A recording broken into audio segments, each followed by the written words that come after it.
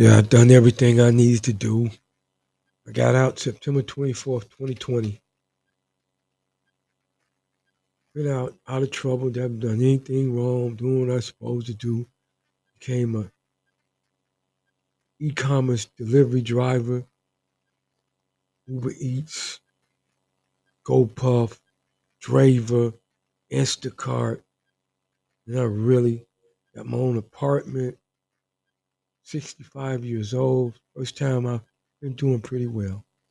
This night, this lady celebrating her birthday 2 days before on a Saturday. 'Cause her birthday falls on a Monday that day, that week. She decided to drive without her headlights on. I relived this night over and over.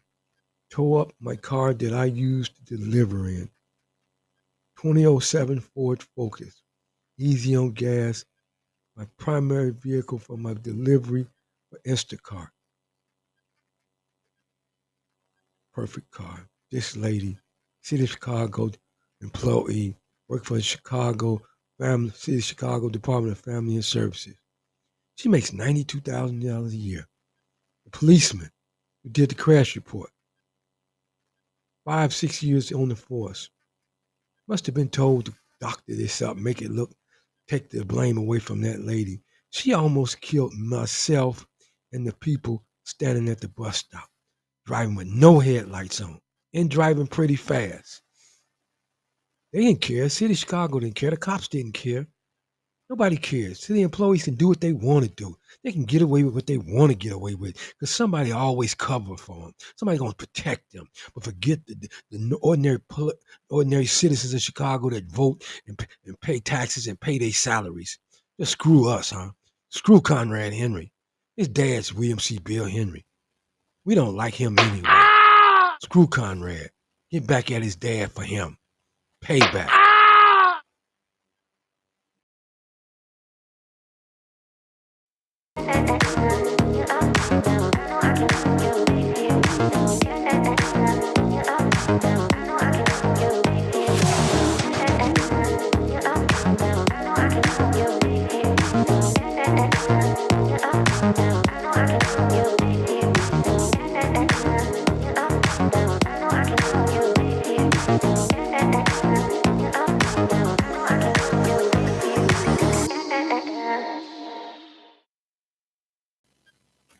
Welcome to Circle 7 Productions, Conrad Henry's Exhibit 1, The Evidence, where law and politics blend on the streets of Chi-Town.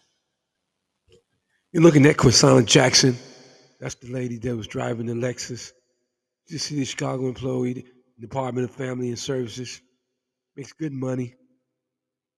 She tore up my car that night. Must have been driving drunk, dangerous driving, reckless driving without headlights on, speeding. Bad part about it though, cops did nothing about it. They tried to cover up for her because she was a City of Chicago employee. They went out their way, deprived me of my rights, man. They should be investigated. They should be investigated for real. I just hope that somebody's listening, the feds are listening, somebody's listening. Go knock on their doors, man. Get them on top of these cops, man. These cops are dirty, man. They're wrong for that. Anyway, man, this woman didn't even reach out to make this correct, man. Correct it. She could have helped me. That's the only income I had as an Instacart driver and shopper. She didn't tore up my car that I used, my primary vehicle for that business. She was wrong. She's arrogant. Okay, she's October wrong 5th, 11:35 at night. Driving home. For this government. Make a left turn at 51st in King Drive. I'm at the corner. I'm headed south on King Drive, and I stop at the light at 51st Street, and I'm gonna make a left turn. I'm in the left turn lane. The light is red. I make a left. I turn signal on. The light turn green. I enter into the intersection. I put turn signal on.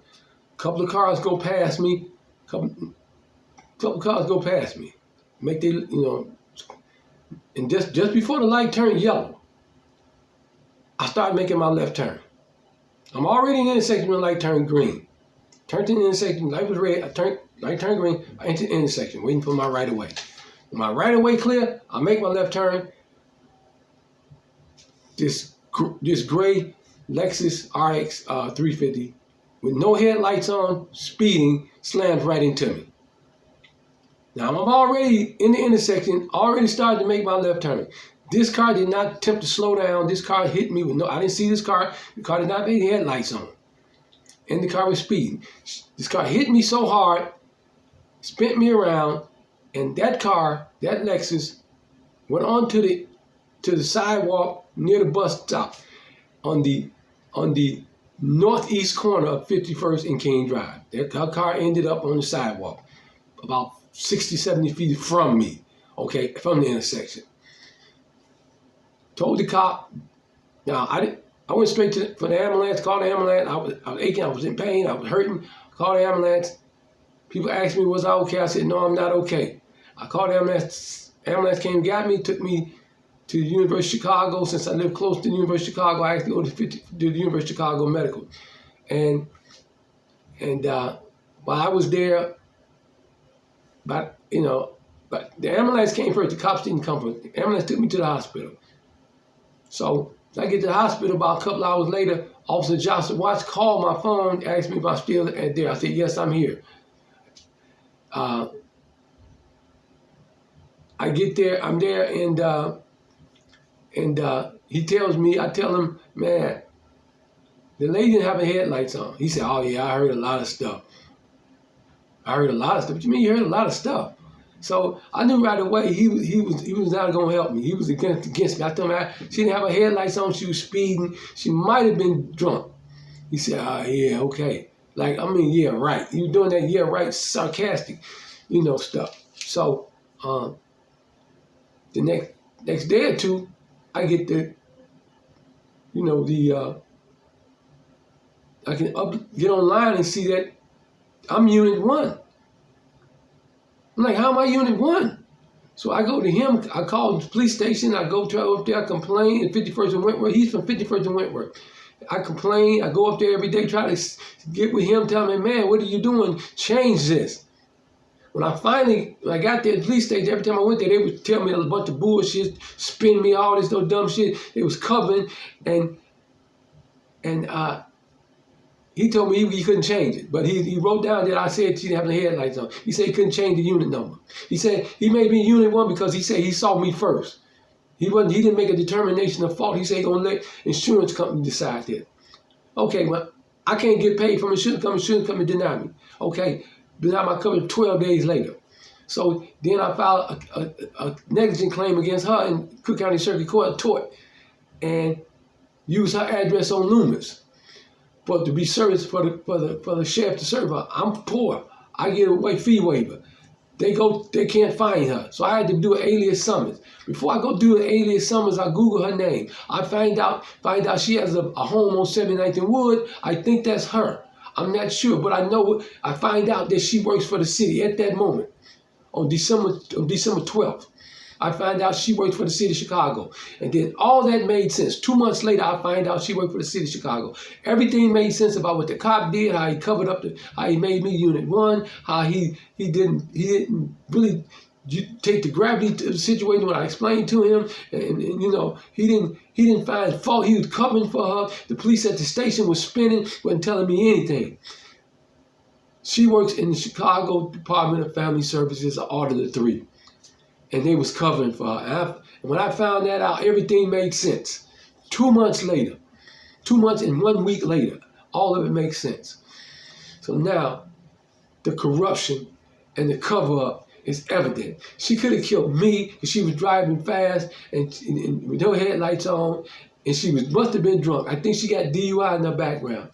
And then she drove on the sidewalk at the same rate of speed.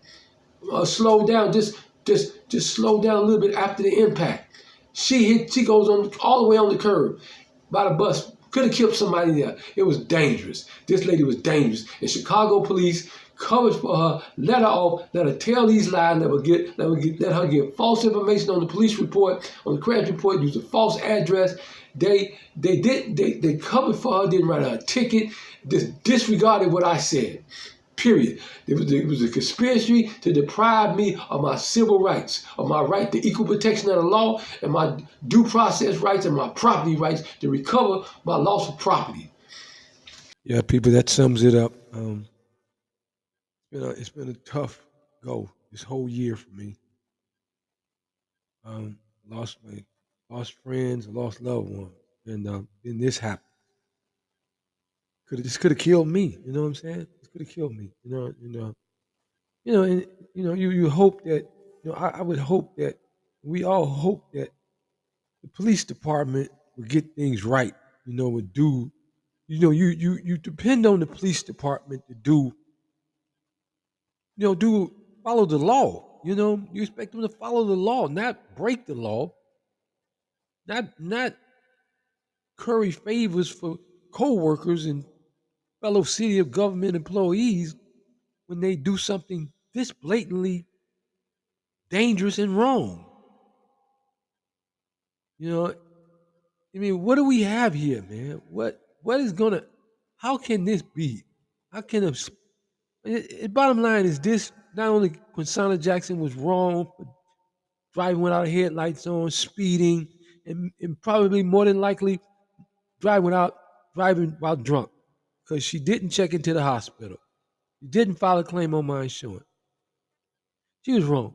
But the worst part about it is Officer Joshua Watts either following directions from his superiors or collaborating with his partner or something like that to not and fault.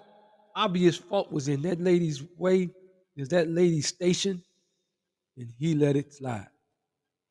Whatever the case may be, the worst part of this accident, well, it's equally bad because Chicago police, although her wrong was superiorly wrong and dangerous, and the Chicago police was just as dangerous and corrupt.